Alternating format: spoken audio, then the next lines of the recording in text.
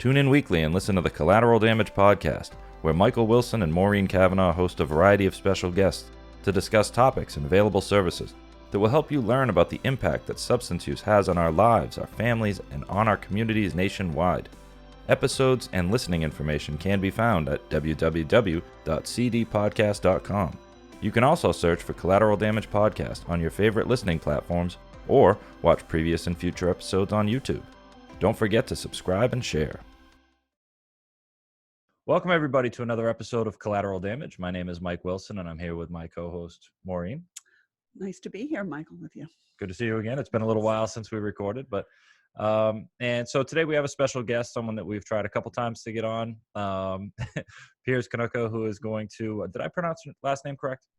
Kaniuka, yep. Kaniuka, okay.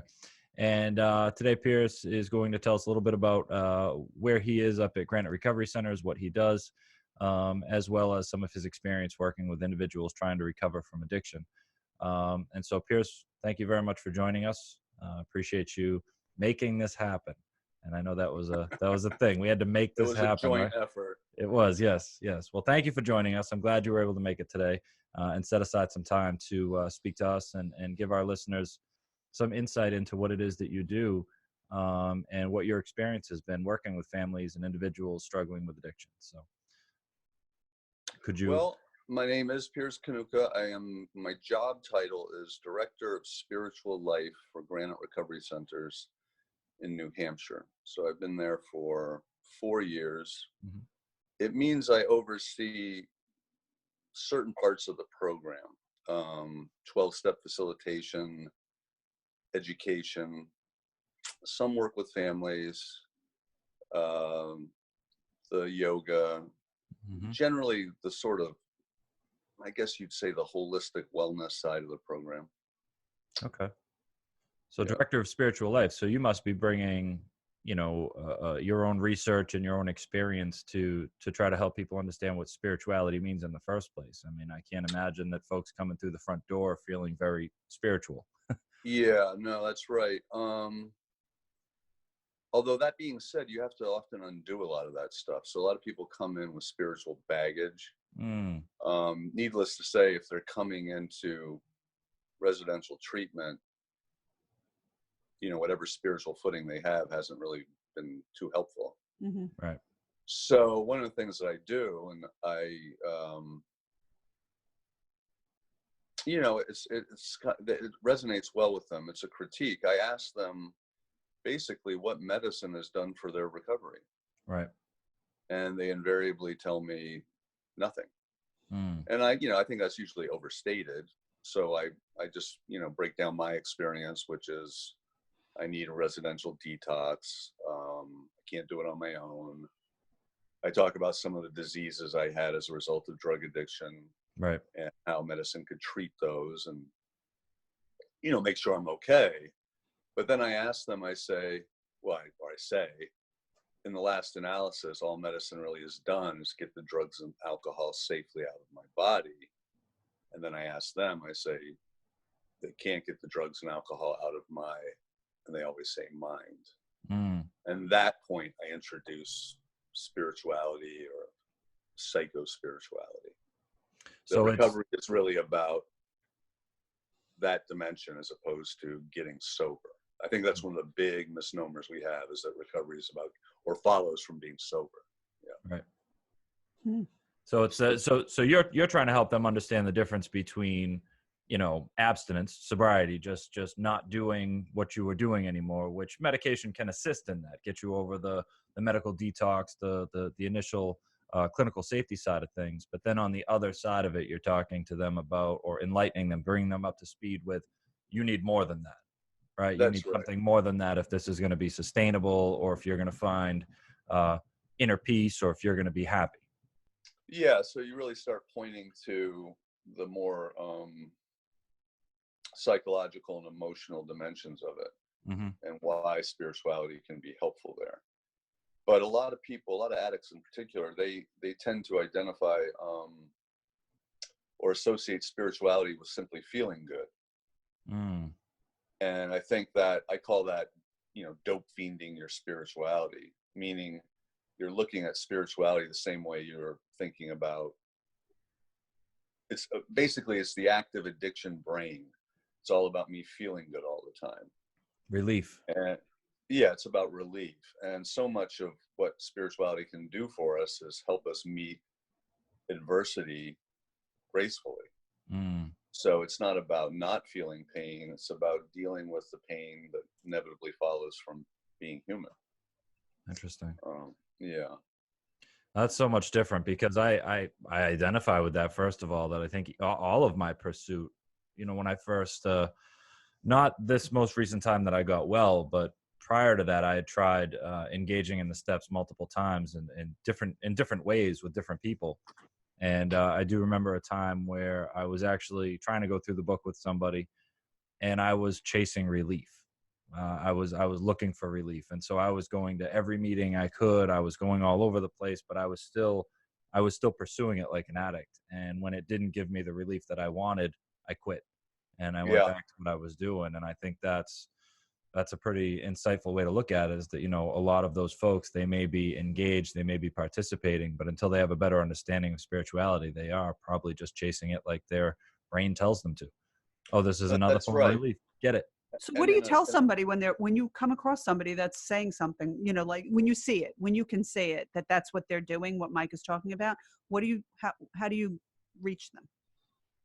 Well, I basically take it for granted that almost any client in front of me, and I'm just, you know, generalizing from my own experience, that there's something driving them being there that's not about recovery. It's about getting the wife back, getting off probation, clearing up their financial troubles, saving their mortgage, that sort of thing.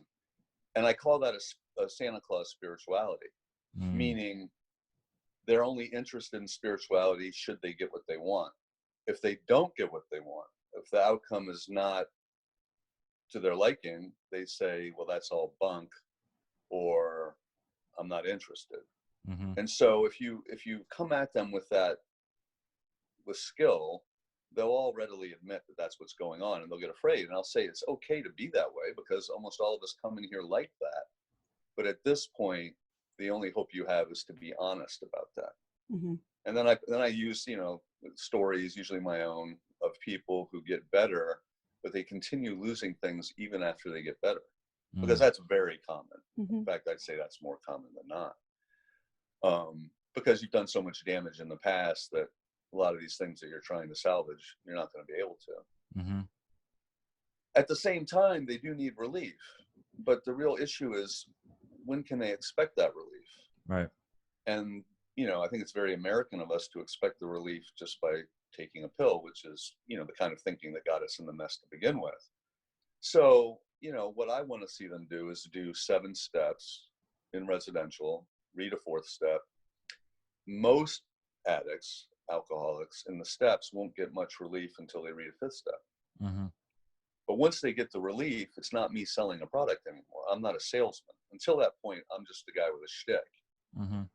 Once they have some relief, once they actually feel better, once their nervous system relaxes, then they start believing in the process, because they can't doubt their own experience. Right. They can doubt my experience, they can doubt Mike's experience, but they can't doubt their own experience. So the ugly side of that is they have to work their asses off, frankly, Right. to feel better. And the good side of that is they have to work their asses off to feel better. And that's a lesson addicts need to learn, that there's no immediate relief or gratification. It's elbow grease. Mm-hmm. It's not supposed to be easy. It's supposed to be hard. That's right. You know, every turn, you know, whenever you look at anything that has to do with changing your life, like if you want to lose weight, you've got to change your diet, your habits, your routine. If you want to change jobs, you've got to do career development. You've got to reconsider all of your options. Anything that you want to do is never going to be easy. Right. You know, it's going to be hard. It's going to require work. And I mean, being an addict struggling with addiction, it was not just getting off the drugs. I had done that 100 times, you know, 100 different ways. It was changing the life that comes with it. And that's supposed to be hard. It is, like you said, I remember people were selling me a version of sobriety that wasn't real for years. If you just get sober, things will get better. My parents believed it. The people at programs were telling me it. When I went to meetings, people would tell me. And I thought I was doing it wrong because every time I got sober, everything hurt. Yeah. I mean, I don't mean just like emotionally, like physically, everything hurt, emotionally, financially, psychologically, everything hurt. And things didn't get better. And so it wasn't working for me, or I thought I was doing it wrong. And if I had had, you know, a peers, if I had had somebody there who was explaining it differently and wasn't necessarily selling a quick fix to my addiction, I probably would have been more inclined to stick it out and fight through it, knowing that the results were actually down the road, not immediate. Well, that's my experience exactly. And so I think, you know, as an industry or as a recovery culture, we're a long way from undoing that. Yeah, everybody thinks it's a country song played in reverse. You Yeah. get sober, you get the dog, the truck, the girl, everything comes back. Well, and it opens up this space for every kind of shyster imaginable. Yeah. Mm-hmm. You know, it's Because- it's Go ahead. unfortunate that a lot of our children are getting involved in this before they've had getting involved with drugs before they've had the experience of accomplishing things and attaining, you know, the things that we all want. And so when someone's using from such a young age and they haven't had that experience, I would imagine it's even more difficult to get them to understand that, okay, now you have to do all this hard, because we all do this hard work. You know, all the people that have these things, that have accomplished something, have finished school, have houses, have families, they've all done this really hard work. Right. And it didn't happen magically, but you do it gradually. You know, you graduate from high school, and then you graduate from college, and maybe you go through a bunch of stuff without using drugs and alcohol. So you know that the next time you go through, you can do it. But they haven't had that experience. So it must be very hard to have somebody come around to that. And I think it's so important that perspective, but it must be very difficult for a lot of our young people that have been using since they were teenagers. Well, Maureen, I think you nailed it. And the only thing I would add to that is what I'm seeing is that lack of accomplishment, that lack of social intelligence, that's getting worse, especially with our male clients. And there are reasons for that, but we're seeing people really ill prepared for, frankly, even for sober living. So what I see now compared to a client 10 or 15 years ago is much worse, especially with the guys. That's interesting. Well, we're not teaching them life skills. You know, they're not teaching them life skills, and they've also really paid for, they're the guinea pigs of digital culture. Yeah. That's a generation that's hard to treat, hard to teach, hard to connect with, hard to change. Yes, it's really a whole new set of challenges for sure. Right. Yeah. Well, you know, I think when I was a kid, when I was a student, I caution even using that word. When I was attending school as a high school student, you know, I had trouble paying attention, and a lot of other kids had trouble paying attention, and, you know, but nobody really did anything about it. And, you know, over the years, what I've noticed is that the education system has had a lot of trouble adjusting to these new generations of kids, the ones that are dealing with the digital experiment, so to speak. And, you know, their response is to try to get them to behave like kids who are not living in this world, right? You know, it's why are you so distracted? Why are you having trouble putting your phone down? Why can't you sit still? Why can't I keep your attention for more than 6 seconds?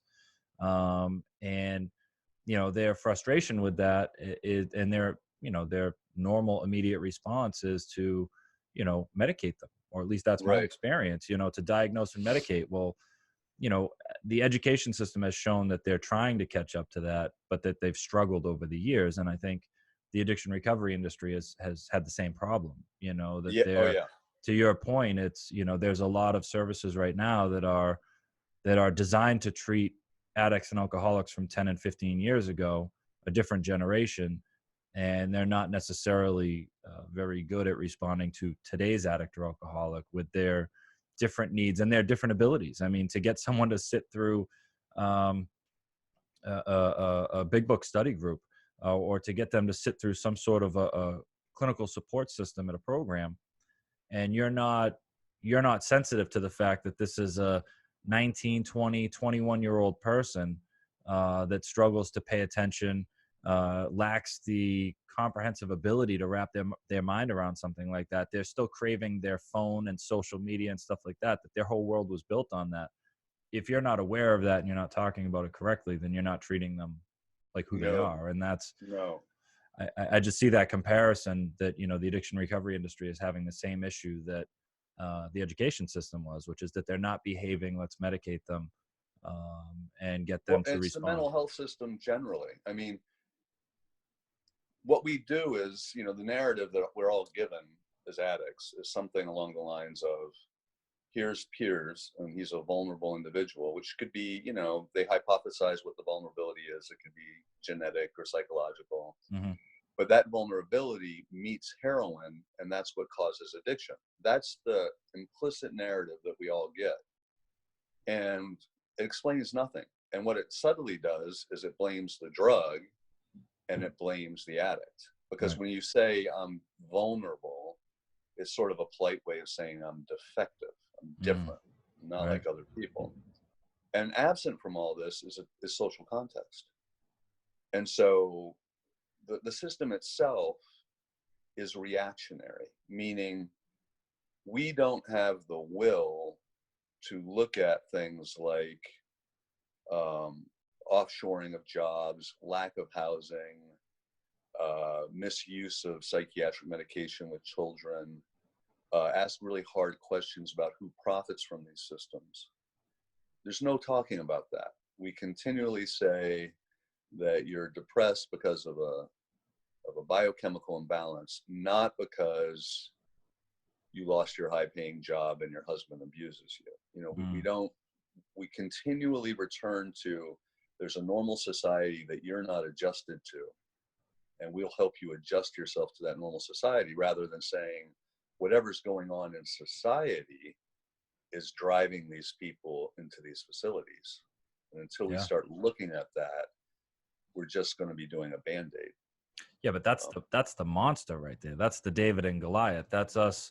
We can have a conversation right now, and I think a lot of people feel this, is that I look at it as a social issue, that we as a society, and this is, I've heard you talk about this, and that we as society have strayed so far from actual connection that generationally every kid is becoming more and more disconnected, more and more socially incapable, more and more isolated, more and more afraid of the world that they're growing up in. Why wouldn't they be depressed? Why wouldn't they feel anxiety? Why wouldn't they feel terrified and look for relief in substances and social situations? And so, if we talk about, it's like the Band-Aid, right? So we've got an open bullet hole, and people are just responding to that, is that my child is struggling, I need to address this. And then the professional is like, okay, we need to focus on this child. And the treatment programs are like, how are we going to focus on this set of children or these individuals? But the big picture is that society is falling apart around us, and the kids are responding to it the only way they know how, or generations are responding to it the only way they know how. And when we talk about that, everybody's like, I'm afraid to talk about that. I mean, what do we do about it? Because it would require society changing.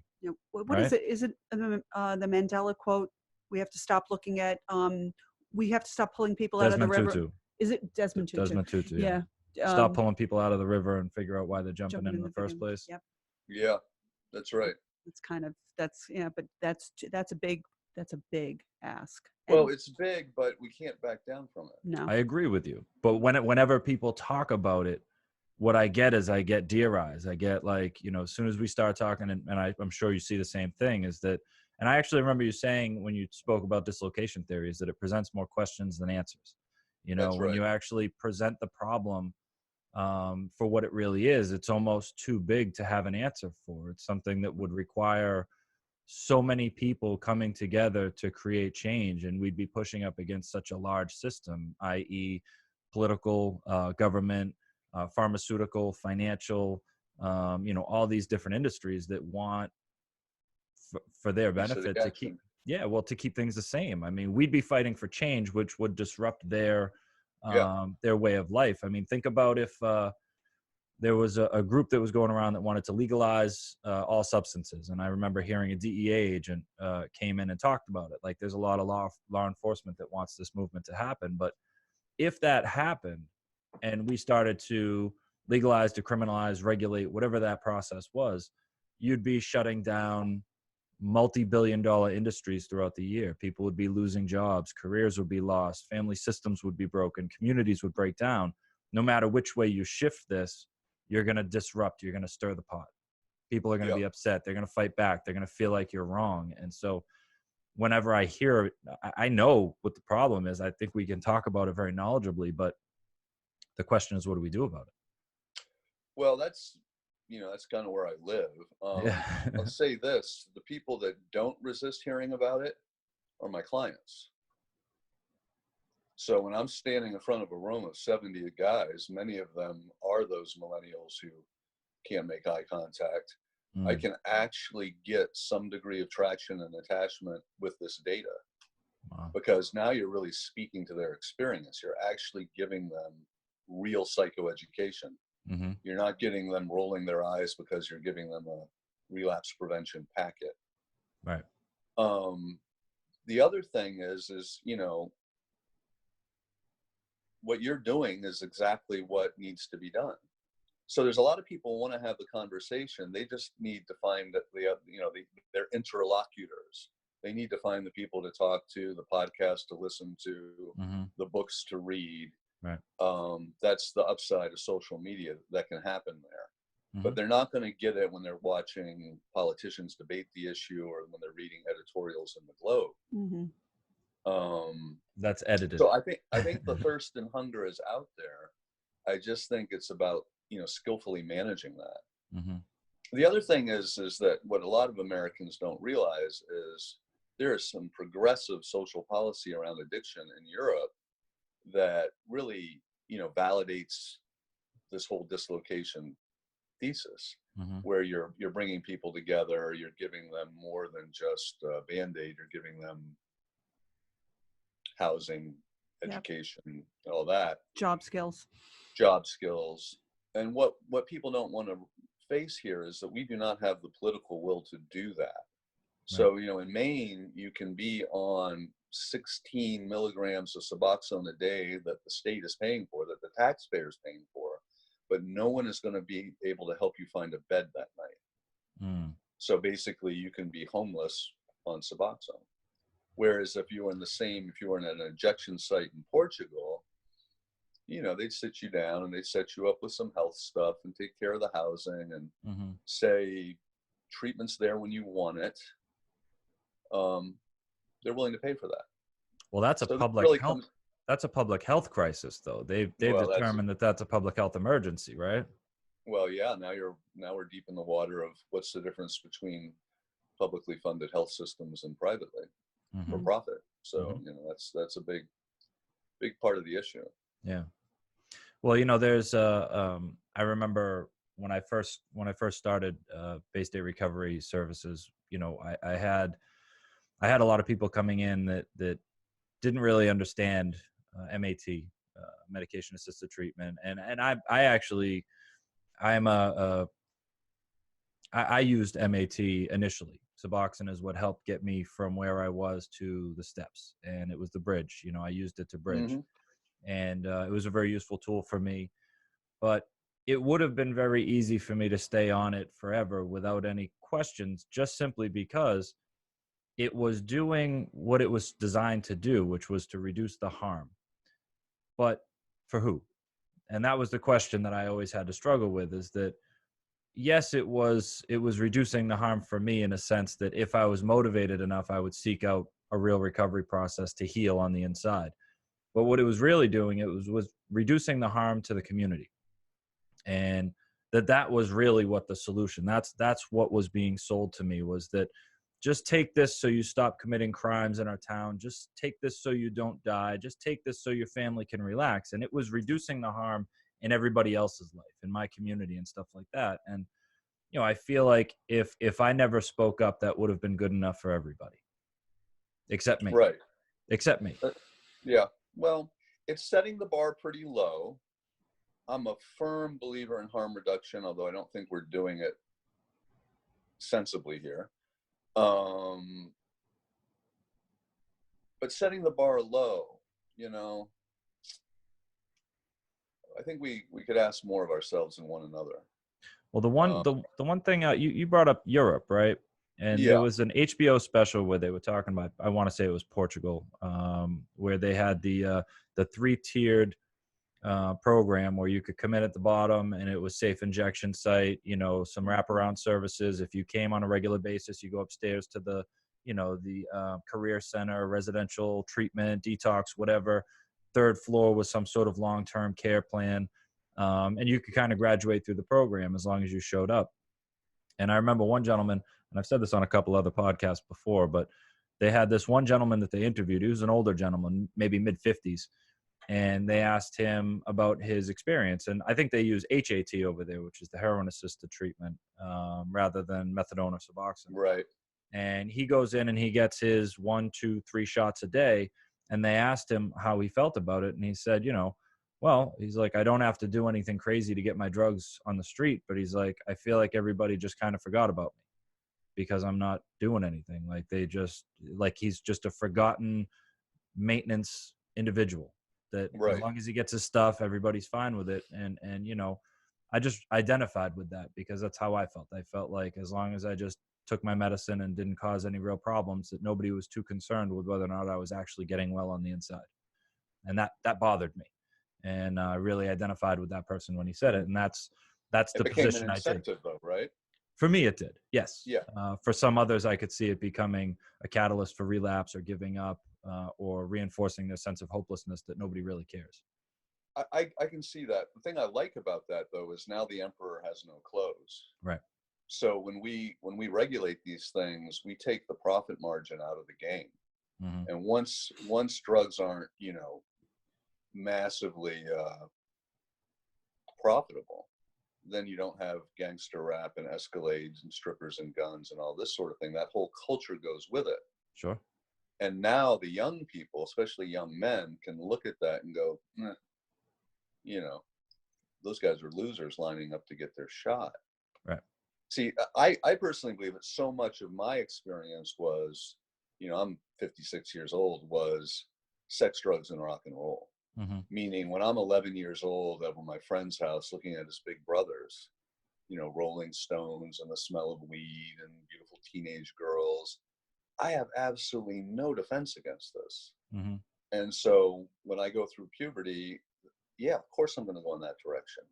But for the next 20 years, I literally have no energy for anything else. Between sex, drugs, and rock and roll, my life is full. There's no job, career, viable relationship, Right. You know. So there's such a collusion of a culture. You know, once again, it's the making money that reinforces this. You know, so I love to tell my clients, you know, I thought I was some sort of outlaw, gangster, rebel, renegade, when really I was just a manufactured consumer. Mm-hmm. I like that.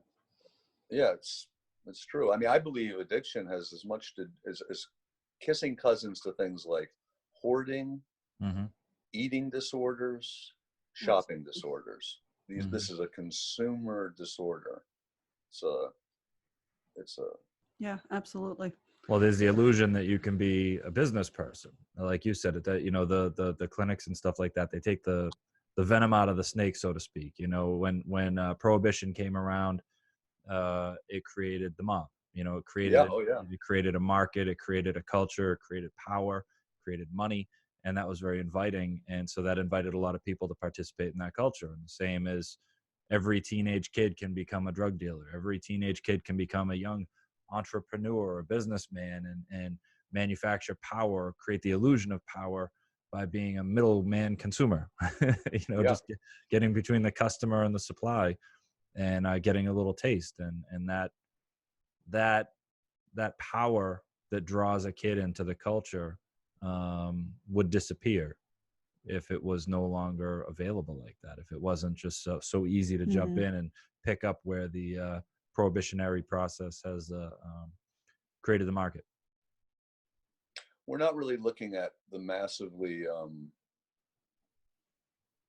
morally corrosive effect of all this. Because what making drugs illegal does, it creates these incredible profit margins, which corrupt everything around them.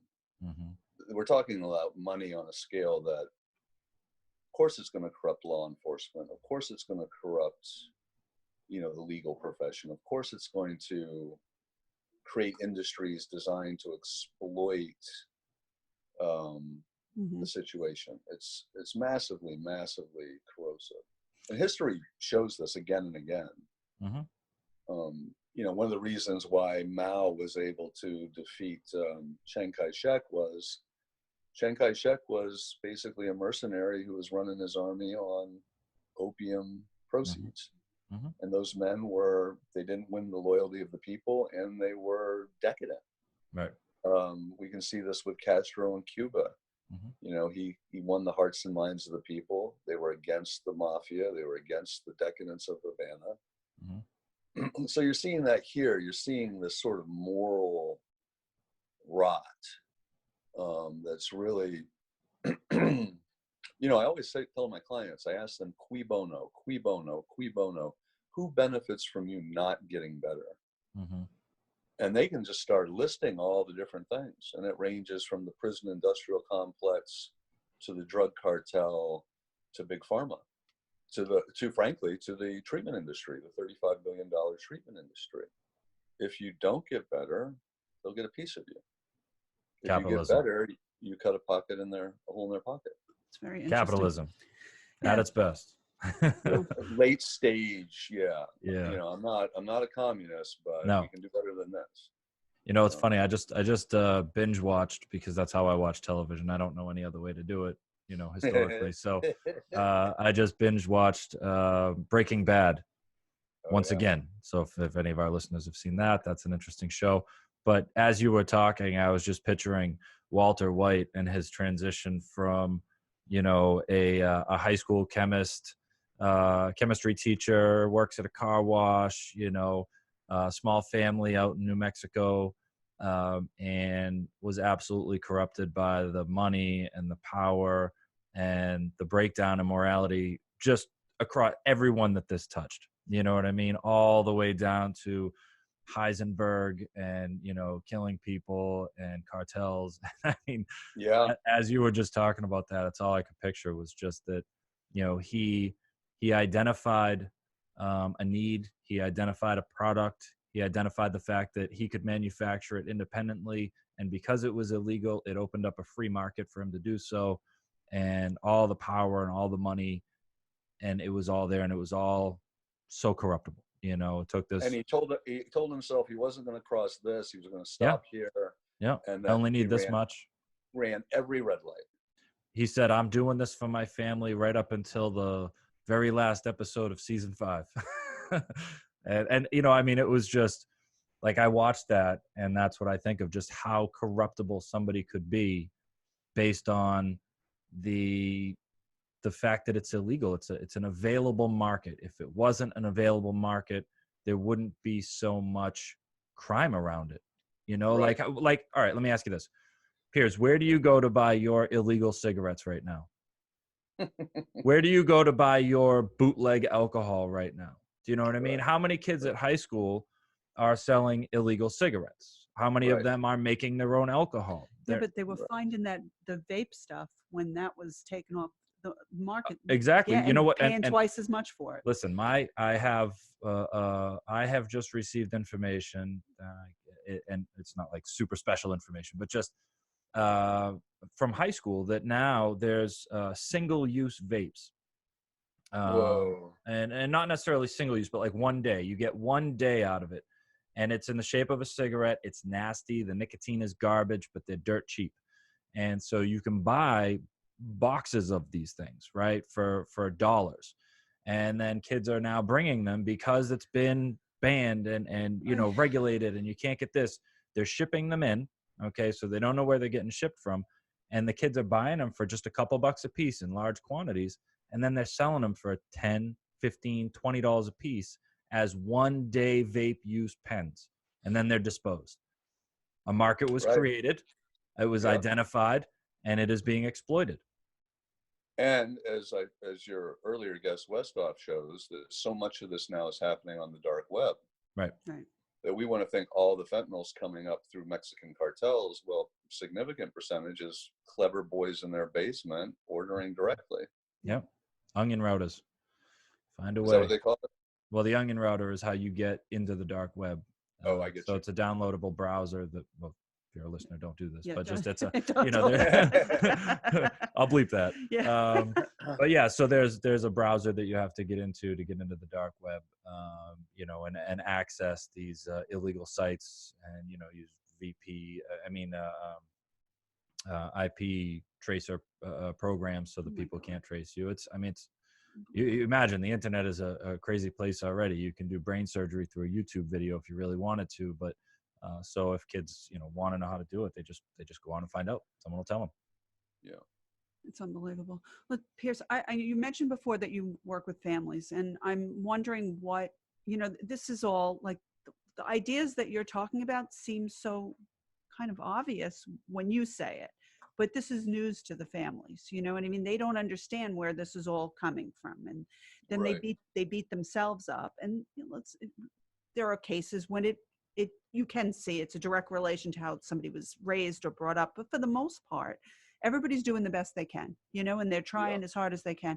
But what do you tell families when they're about what, you know, the dislocation theory? What do you talk to them about their own children that they really don't understand anymore? Well, the first thing I like them to do, or try to get them to do, is to put a mirror up in front of their own faces. So I think one of the most powerful aspects of dislocation theory is the very definition that Bruce Alexander uses for addiction. And his definition goes like this: any overwhelming involvement with a substance or an activity that is harmful to you or your social relations. So overwhelming involvement just means the time, the money, the energy you spend on said substance or activity comes at the expense of your family, your parenting, your marriage. Vodka and heroin, substance, but activity. So now we're in the territory of food, digital devices, gambling, shopping, eating, sex. And then I ask the parents, look around you in the civilian world, in the non-addicted world, and tell me what you see. And they all go, well, it's pervasive. The addiction is everywhere. So I get them to see that the addiction is actually in the soil of the social context. That is arising out of that. And what this does is it enables them to look at their kid in a slightly different light. The kid isn't so pathologically different. The kid actually is suffering from the same condition that maybe the husband is, meaning he's a workaholic and never sees his family. That would be overwhelming involvement with the activity of work. And once we do this, you see, now we've taken stigma off of the addict in a way that the disease model never could, because you're saying, oh, yeah, my girlfriend tells me that, you know, she feels like her child is competing for her attention with her phone. You see, once you have that identification, then they're beginning to say, oh, there's something in me that's not so different than my addicted child. So that's the first thing I do. Then the other things I do, I think, are things that are very common. Well, not common, but I think Mike does them very effectively. I let them know that it's not their fault, that there's a certain thing going on in the culture that's more powerful than what goes on in the home, especially around adolescence. I also emphasize that them thinking it's their fault actually disempowers them from being able to be effective. I also really try to emphasize that it's not about them making some sort of mistake, meaning that the difference between recovery and relapse is not some mistake that the parent can make, because they tend to get very micro about it. You know, do I let them smoke cigarettes? Do I let them have their phone? Do I monitor this? And that you'll just lose your mind if you do that. So I'm trying to get parents to see that this is a larger thing that they also are involved with. My hope is that there will be greater dialogue between addicts, the recovery community, and the civilians. Mm-hmm. That's my hope for dislocation theory, that it brings the parents, the EMTs, the clergy, European voices to the table. That the discussions like the one we're having now become more common, especially using this medium. Yeah. Because if we're going to meet this thing, especially in America, where we can't really hope for the government to do anything too proactive, it has to be a grassroots movement. So Totally agree. I think we need to empower the parents to join the movement. Yeah. And one of my big criticisms of the 12-step movement, you know, I'm a 12-stepper from way back, is that we tend to, you know, hang out in our church basements and sort of congratulate ourselves on our recovery, Mm-hmm. and judge people who don't do what we do. Mm-hmm. Whereas what we're really trying to do is bring the harm reduction people into the conversation too. Bring everybody in. Mm-hmm. Yeah. But don't, you know, the one person I would not invite is the big pharma rep, Right. or his minion who works at the hospital. People who have financial gain. Right. That's right. Yeah. And don't defer to them. You see, this is a big message with me, is why do we continually defer to these people when, if you really look at their historical track record in treating addiction, you know, the medical profession gave us insulin and bromide comas. They gave us electroconvulsive shock therapy for addiction. They gave tens of thousands of addicts frontal lobotomies. Mm-hmm. And we've treated opiate addiction with opiates again and again and again, starting in the 1890s. So why do we keep deferring to them when they have no track record? And on the other hand, we've got all these people who actually have amazing track records, although a lot of them are paraprofessional. Mm-hmm. So, you know, just trying to shift the terms of the dialogue or debate. Yeah. I mean, I'm even seeing, I've been hearing a lot lately from several different places about doctors giving Suboxone for alcohol misuse. Yeah, sure. Which I'm like, okay, well, now let's give them two addictions. They didn't even have an addiction to opioids before. I'm sure it's successful in some way, but it seems ill-advised after all I've been watching. So I agree with you that that's probably the last person I would go to, which is a little frightening because parents are looking for answers and they don't know where to go. And you would think that your first, you know, your initial response is to go to your medical professional, and that's not always the right place to go. No. Also, I mean, you know, they're asking, I do a lot of work with families and they ask me a lot about prevention. What do we do about prevention? And I think that, you know, I have one program that I know of down in Plymouth County that's working. It's called Preventure, and it's originated up in Canada. And they're teaching the skills like yoga, like meditation, to self-soothe, to they're teaching self-advocacy, trying to how can you advocate for yourself. They're teaching these skills to young children instead of teaching them about drugs, because that's right on. I don't know why we're not using that more, because I just was at a meeting just a week ago where I think the partnership has this whole campaign, and they were going to use it in the school district, in a school district up in Essex County in Massachusetts, and it's a sticker and poster campaign. Yeah, it's more of the same. That's more just say no and dare. And so a couple things there. I mean, in Iceland, I don't know if you know about this, but I was just going to bring that up. Yes. Yeah. So they were seeing this spike in adolescent drug abuse, and to attack it, they created a voucher system. So every family that had a kid in middle school or high school got a voucher that they could use for an after-school program in the arts or sports. It's awesome. They nothing cautionary, no talk about drugs at all, Right. And immediately it starts plummeting. So you give adolescents something fun to do with each other, with one another, and they're great. It's not rocket science, but there's a tension here. You see, and this is a big deal. You've got that, which makes total sense, and then you've got, and I'm gonna, you know, I haven't really said this on a podcast yet.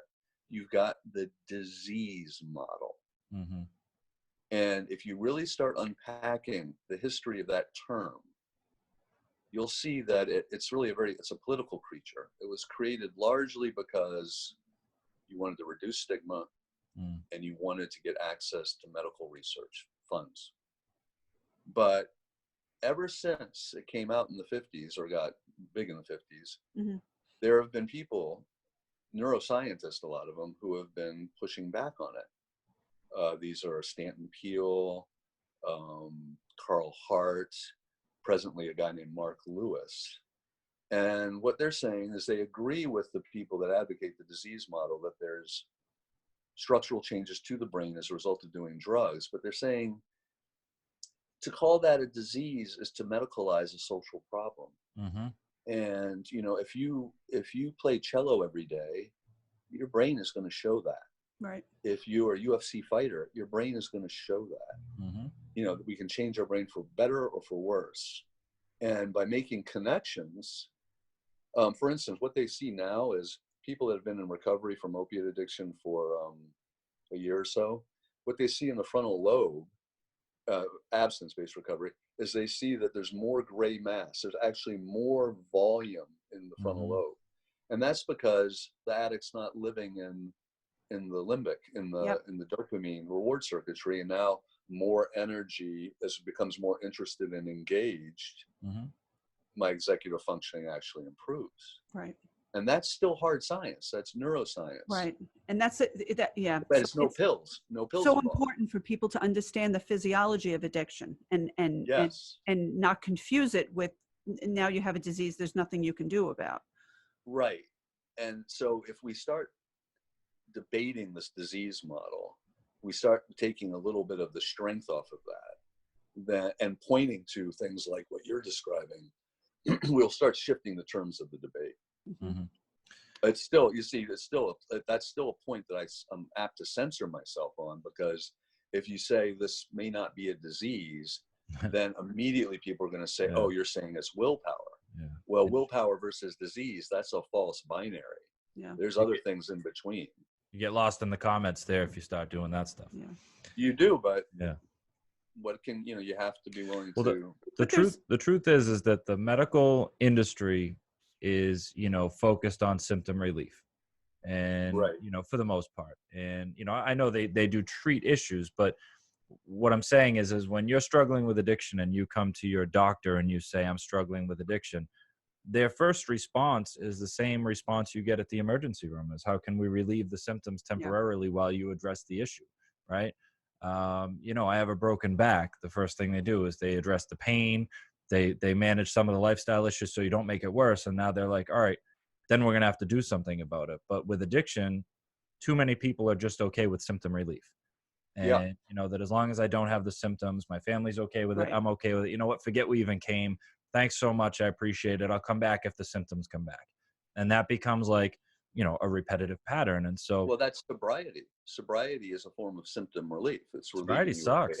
Sobriety sucks. The most painful experience I ever had. Sobriety without recovery was the most painful experience I ever had. Doing drugs was easier. Don P. said the primary cause of relapse was sobriety. Yes, because sobriety hurts.